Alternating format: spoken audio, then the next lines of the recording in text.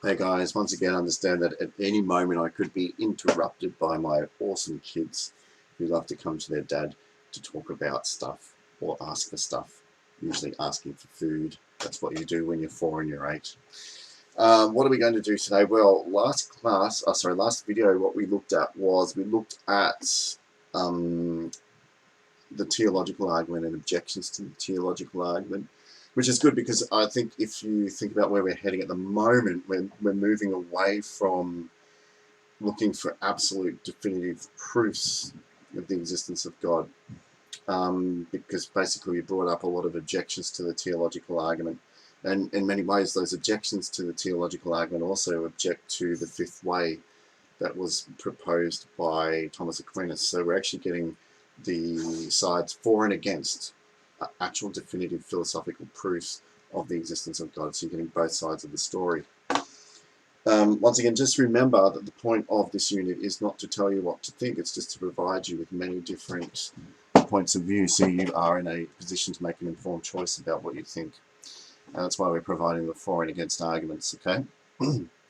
So today, we're looking at two arguments that are trying to prove the existence of God, or that try to look at how we prove the existence of God from another point of view. And they are the argument of faith and Pascal's wager. So, what are we going to do? We'll do what we usually do. We're going to name, define, and interrelate key terms. And hopefully by now you've figured out that when we name, define, and interrelate key terms, we're putting together premises to generate conclusions that in turn imply standard form arguments. You should really be on top of that, okay?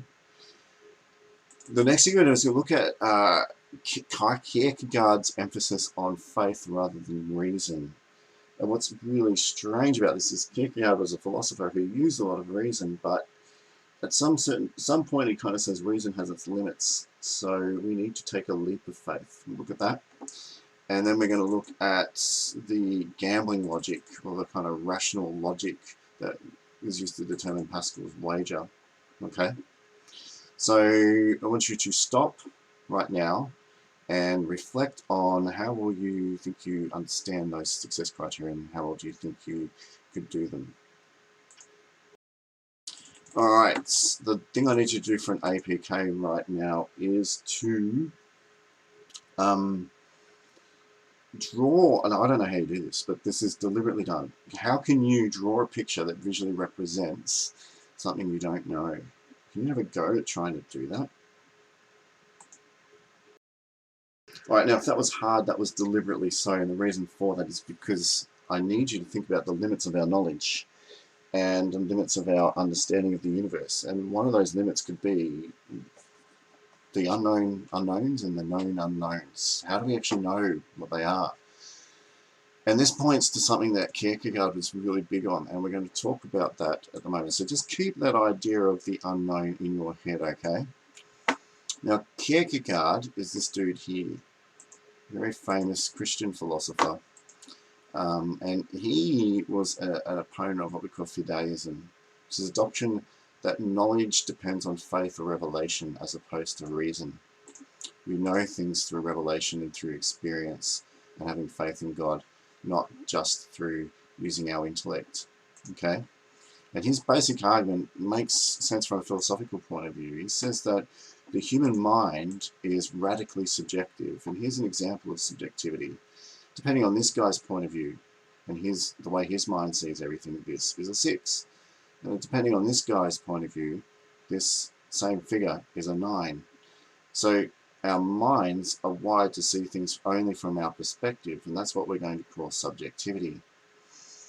And as a result, because we can only see things from our perspective, there are many things we can't see. We can't see the bigger picture. We can't know anything outside of us. So we're kind of limited. We're caged. We're imprisoned by our own subjectivity, and we call this radical subjectivity. All right, take a note. So as a result, because you can't subjectively, because you can't move outside of yourself and see everything and know everything, the answer to the question, why do I exist, is just impossible for you to ever know. All right, the answer to the question of why am I here on this earth, the answer to the question of does God exist? All these big picture questions are just impossible to know because you're always limited by your own subjectivity. You can only know the world through your senses. You can only know the world through your intellect, but ultimately your intellect is informed by your senses and your own subjectivity. The mind is subjective. So this in turn requires you to take a leap of faith. You have to, at some point, jump off the ledge and just have faith that God exists. In fact, according to Kierkegaard, faith is antithetical to reason, which means it's the opposite. In other words, you can't really, you can't logically prove the existence of God and call that faith. That's trying to use your intellect and reason. Faith is trying to just accept that there are things you don't know and have faith that God does exist. That's what faith is. Okay, take a note. Now, as the philosophers have pointed out really well, the problem is that from a philosophical point of view, this doesn't tell us anything about the nature of God. This doesn't tell us anything about what God is or whether or not God does exist. It definitely allows us to confirm and assess whether or not a person believes God exists, this whole kind of Kierkegaard philosophy, but it doesn't give us any other answers philosophically. It's just a kind of philosophical argument that says reject reason, reject philosophy, and take a leap of faith. But in the process, philosophically, we can only affirm that someone believes God exists and has taken the leap of faith. We can't really philosophically prove that God exists. Okay? Take a note. Now, moving on, and having realized the problem of the leap of faith and the radical subjectivity that we all encounter, this man here, Pascal, kind of said, well, maybe the real question you've got to ask is it rational to believe in God, not whether or not God, or the existence of God, whether or not it can be proven. So I'm going to throw away this question of whether or not God, or the existence of God or the nature of God can be proven, and I'm going to ask myself, is it actually a rational thing to do? Right? And you can understand his assumption of that because he's saying, well, perhaps we can't, through philosophy, actually prove the existence of God because of our radical subjectivity and our limited knowledge and understanding. So what I'm going to do, therefore, is basically rephrase the question, is it rational? And to do this, he does a little bit of a gamble. We're going to call that gambling, or that gamble, a wager, right? And Pascal's wager says, okay, well, let's place our bets. Let's say God does exist, and we actually make a bet on whether or not God exists, and we put all our effort and our last attention into the fact that God does exist. So we behave as if he does, and we start believing in God. We'll get infinite reward. Let's say we wager on the fact that God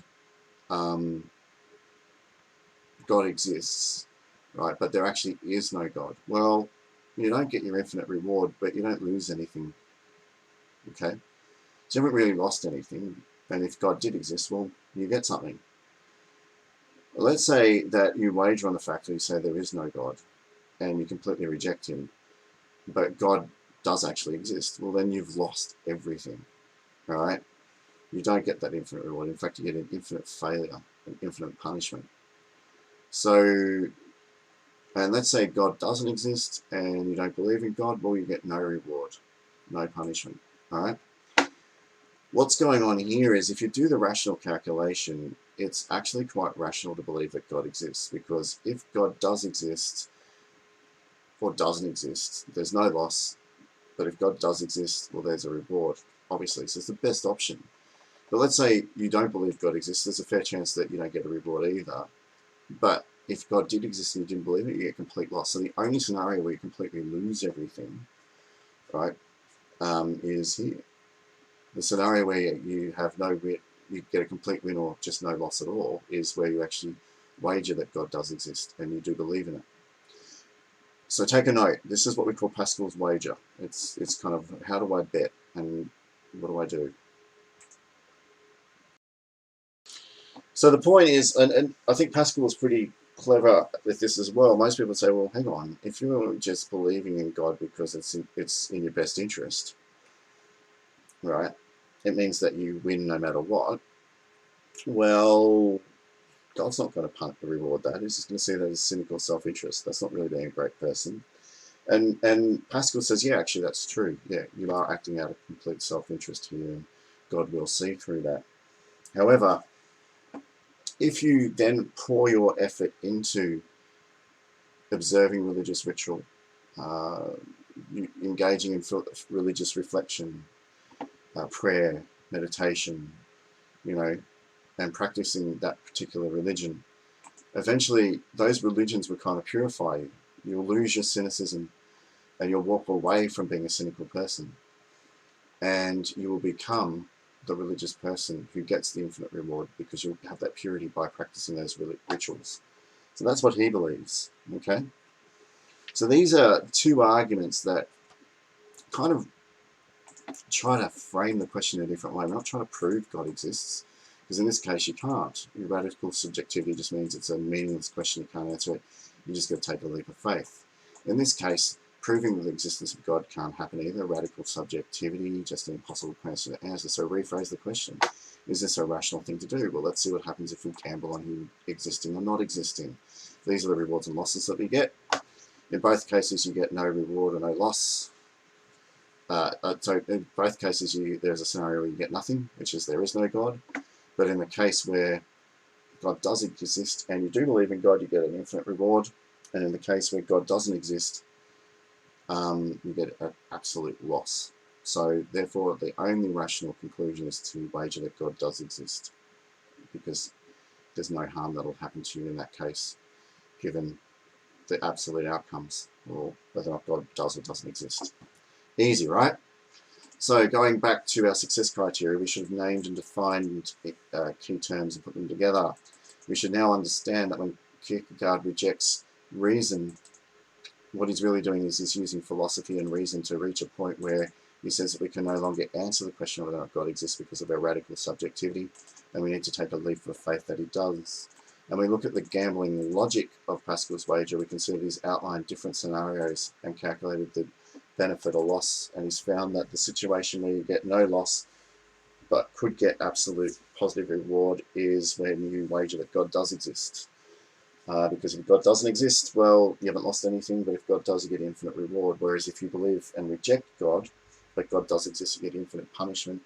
And if God doesn't exist, well, you get no punishment whatsoever. So obviously the best outcome is believing in him just because he could exist, and that gets you lots of rewards, all right? So that's actually quite a quick summary of it, but that's all he really said. Score yourself and see how well you understand these three success criteria right now. Cheers.